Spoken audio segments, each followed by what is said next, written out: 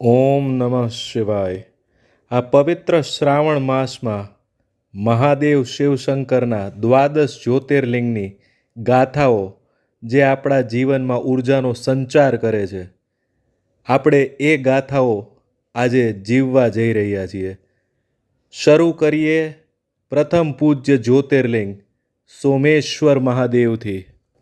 આ કથા છે સોમદેવની, જે ચંદ્રદેવ તરીકે પણ ઓળખાય છે. સોમદેવ અત્યંત દેખાવડા, સુંદર અને તેજોવાન હતા. સોમદેવના લગ્ન રાજા દક્ષ પ્રજાપતિની 27 પુત્રીઓ સાથે થયા, પરંતુ વિવાહ પશ્ચાત એવું થયું કે સોમદેવ એ 27 રાણીઓમાંથી માત્ર રોહિણી સાથે વધારે સમય ગાળી એમની સાથે વધારે પ્રેમ દેખાવા લાગ્યા.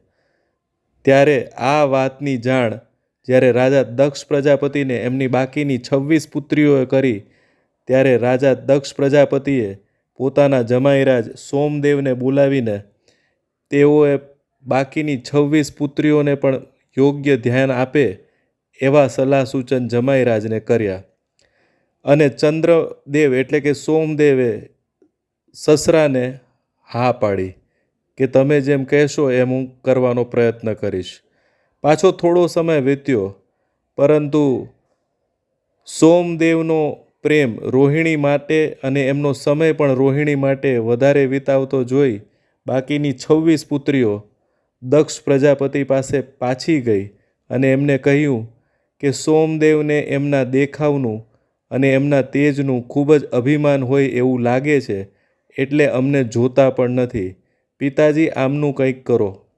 આખરે રાજા દક્ષ પ્રજાપતિએ પોતાની પુત્રીઓની આજીજી જોઈ, એમની તકલીફ જોઈ, જમાઈરાજ સોમદેવને બોલાવી એમને શ્રાપ આપ્યો કે જે રૂપ, રંગ, દેખાવ અને તેજથી તમે અભિમાન કરો છો, જાઓ, તમારો એ તેજ, રૂપ, દેખાવને ક્ષય થશે અને તમારો આ દેખાવ ક્ષીણ થવા લાગશે. અને તપસ્વી રાજા દક્ષ પ્રજાપતિના શ્રાપથી સોમદેવનું તેજ ક્ષીણ થવા લાગ્યું. ત્યારે આ બ્રહ્માંડમાં રાત્રિમાં જે ચંદ્રના તેજથી ઉજાસ અને તેજ રહેતું હતું, એ ક્ષીણ થવાને કારણે ત્રાહિમામ પોકારવા લાગ્યા. બધા દેવતાઓ નારદજી બ્રહ્માજી પાસે ગયા અને ચંદ્રદેવની પરિસ્થિતિ અને એમની આ શ્રાપની આખી વાતો બ્રહ્માજીને કરી. સોમદેવને પણ બ્રહ્માજી અને વિષ્ણુજી પાસે લઈ જવામાં આવ્યા અને બંને દેવતાઓએ આખરે આ સમસ્યાના સમાધાન રૂપે સોમદેવને ચંદ્રદેવને એવું કહ્યું કે આખા બ્રહ્માંડમાં પૃથ્વી પર એક એવું તીર્થ છે જે પ્રભાસ તીર્થ નામે ઓળખાય છે. એ સમુદ્રના કિનારા પર આવેલું છે. ત્યાં જઈને તમે દેવાદિદેવ મહાદેવને તપસ્યા કરી એમને રાજી કરો, એમને પ્રસન્ન કરો, તો એ તમને આ પીડામાંથી, આ ક્ષય રોગમાંથી કદાચ મુક્તિ અપાવી શકે.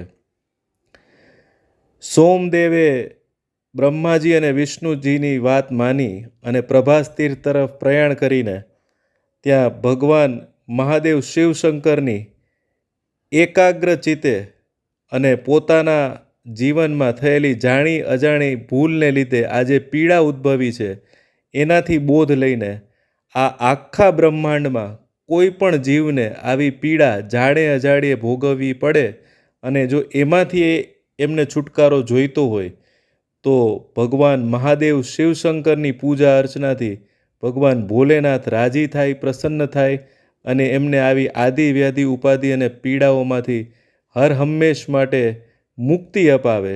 એ આશયથી નિર્દોષ ભાવે મહાદેવ શિવશંકરની વર્ષો સુધી તપસ્યા કરી.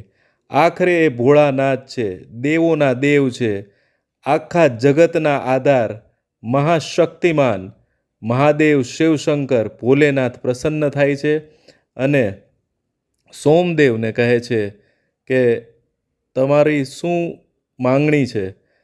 ત્યારે ચંદ્રદેવ સોમદેવ મહાદેવ શિવશંકરને કહે છે કે તમે તો મારી આપવીતી જાણો છો, તમે તો અંતર્યામી છો, તો હે મહાદેવ, જો શક્ય હોય અને તમે મારી ભક્તિથી પ્રસન્ન થયા હોય તો મને આ પીડામાંથી મુક્ત કરો.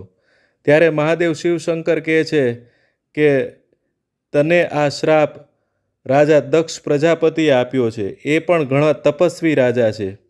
એક ભક્તને રાજી કરવા માટે હું બીજા ભક્તને નારાજ ન કરી શકું, અને કર્મના સિદ્ધાંત પ્રમાણે પણ તે કરેલા કર્મોની પીડા તારે જે રીતે ભોગવવાની હતી એ ભોગવી છે, અને આગળ ઉપર પણ ભોગવીને જ છુટકારો થશે.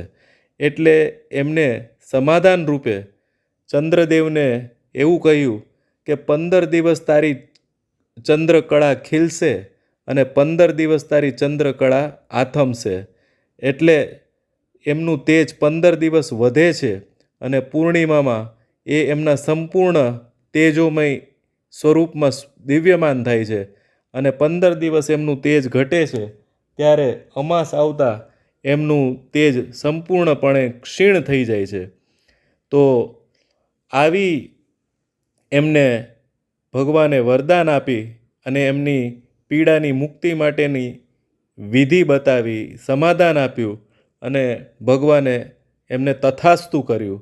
ત્યારે સોમદેવ પોતે પ્રભુના ચરણોમાં નમન કરતા કહે છે કે હે મહાદેવ, તમે જે આપ્યું છે એ જ મારા જીવનનો આધાર છે, એ જ મારું ભાગ્ય છે, અને હું એને હસતા મને સ્વીકારું છું.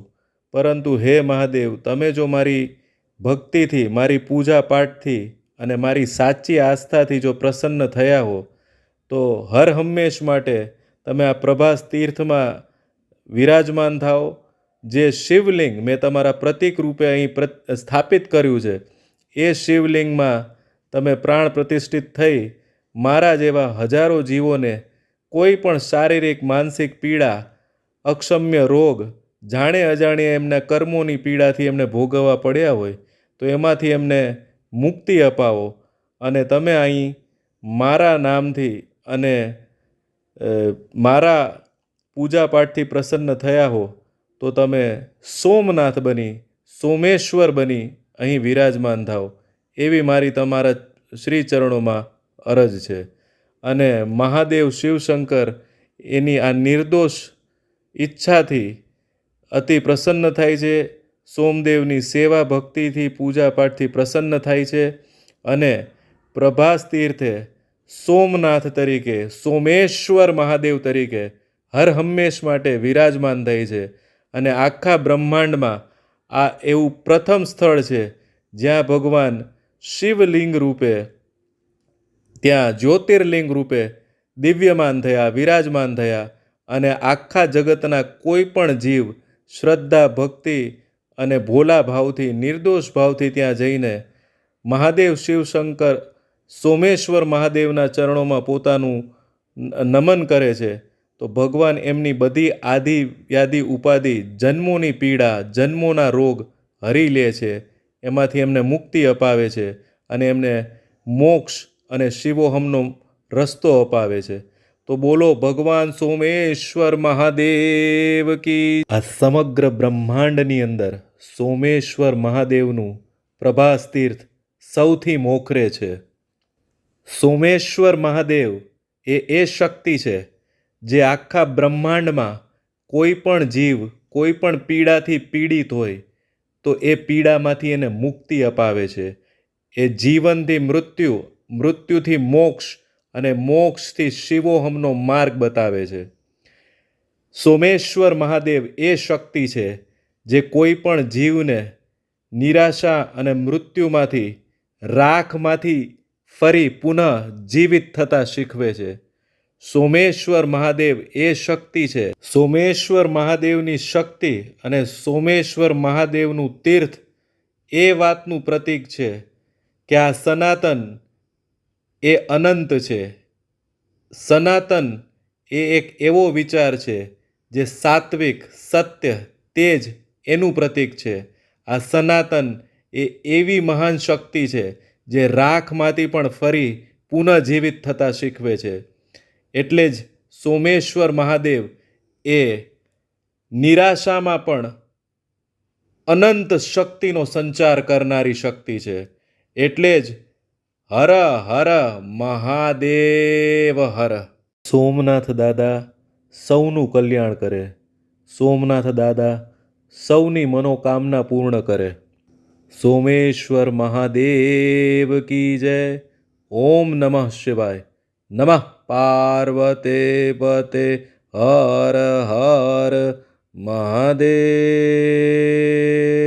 હર. મિત્રો, તમને મારી સ્ટોરી ટેલિંગ સ્ટાઇલ ગમી હોય તો આ વિડીયોને લાઈક અવશ્ય કરજો. કમેન્ટ કરીને એ જણાવજો કે તમને સૌથી વધારે શું પસંદ આવ્યું. આ વિડીયોને મેક્સિમમ શેર કરજો. આપણે 12 મિનિટમાં એક જ્યોતિર્લિંગની ગાથા એમ આ શ્રાવણ મહિનાનો છેલ્લો સોમવાર આવે ત્યાં સુધીમાં 12 જ્યોતિર્લિંગ આ વિડીયોના મારફતે ભક્તિભાવથી જીવી લેવાના ઉદ્દેશથી આ વિડીયો બનાવી રહ્યો છું. તો મહાદેવ શિવશંકરના આશીર્વાદ મળે, તમારા બધાનો પ્રેમ મળે એ માટે જરૂરથી લાઈક, શેર, સબસ્ક્રાઈબ કરજો. અને આ જ્યોતિર્લિંગ, દ્વાદશ જ્યોતિર્લિંગની યાત્રામાં મારી સાથે જોડાયેલા રહો. બધા જ વિડીયો વારંવાર જુઓ. હવે પછીના વિડીયોમાં પણ બહુ જલ્દી જ જોડાઈને લાઈક, શેર, કમેન્ટ કરીને અવશ્ય તમારો સાથ સહકાર, લાગણી દેખાડજો. જગદંબ.